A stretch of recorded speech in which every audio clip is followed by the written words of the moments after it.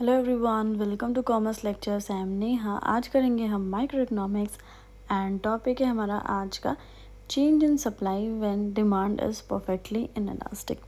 यानी डिमांड क्या है हमारी परफेक्टली इनइलास्टिक। इस शब्द का मतलब क्या है कि प्राइस में कुछ भी चेंजेस आ जाए, डिमांड अपनी चेंज नहीं होगी, वो जहाँ है जैसी है वैसी रहेगी, सिर्फ सप्लाई में ही चेंजेस होंगे।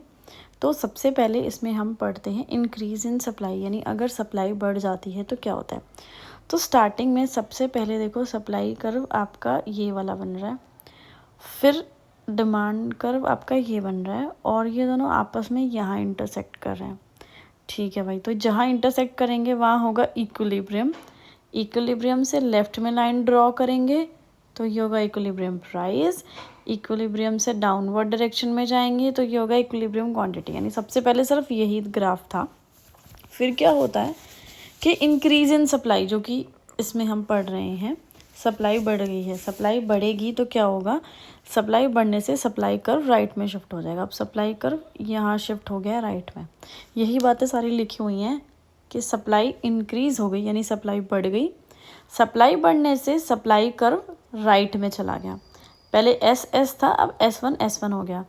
पहले एस एस था यहाँ पे, अब एस वन हो गया, ये राइट में शिफ्ट हो गया। ठीक है भाई। डिमांड कर्व है, वर्टिकल स्ट्रेट लाइन है। डिमांड वर्टिकल स्ट्रेट लाइन ऐसी बनती है और साथ में पैरेलल टू एक्स एक्सिस है। ठीक है भाई, ये डिमांड कर्व, ये एक वर्टिकल लाइन है और पैरेलल टू एक्स एक्सिस है। ठीक है भाई, सारी बातें समझ में आ गई। नया इक्विलिब्रियम पॉइंट E1 पर बन रहा है। क्यों बन रहा है, कैसे बन रहा है, देखो ये डिमांड कर्व और नया वाला सप्लाई कर्व क्या है, ये वाला।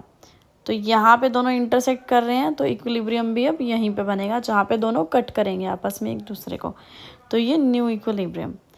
ठीक है भाई, अब इक्विलिब्रियम प्राइस कम हो गया है। कैसे कम हुआ देखते हैं। मैंने क्या बताया था, कैसे निकालते हैं इक्विलिब्रियम प्राइस।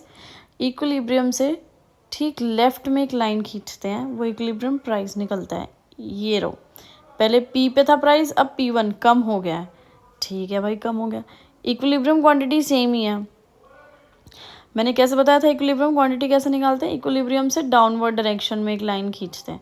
तो इक्विलिब्रियम क्वांटिटी पहले भी Q पे ही थी, अभी भी Q पे ही है। ठीक है, समझ में आ गया ना सारा। अब देखते हैं सप्लाई में अगर डिक्रीज होता है तो क्या होता है। तो सबसे पहले ग्राफ क्या था, पहले ये अपना नॉर्मल डिमांड कर्व था, ये सप्लाई कर्व था, ये इक्विलिब्रियम था। ठीक है, इक्विलिब्रियम से डाउनवर्ड डायरेक्शन में गए तो ये नीचे इक्विलिब्रियम क्वांटिटी थी, ये इक्विलिब्रियम से लेफ्ट में गए तो ये इक्विलिब्रियम प्राइस। ठीक है भाई, ये सारी चीज़ें समझ में आ गई। अब देखो, सप्लाई हो गई डिक्रीज यानी कम, तो सप्लाई कर्व कहाँ जाएगा, लेफ्ट में जाएगा, एस से S2 पे जाएगा। ठीक है भाई, सप्लाई कर्व पहले ये था, अब ये हो गया लेफ्ट में। ठीक है भाई, अब डिमांड कर्व वही वर्टिकल स्ट्रेट लाइन ऐसे बनती है और parallel to Y axis. Demand curve ये स्ट्रेट लाइन, ठीक है, वाई एक्सिस अपना ये है, ये दोनों आपस में पैरेलल हैं। ठीक है भाई, नया इक्विलिब्रियम बनेगा पॉइंट E2 पर।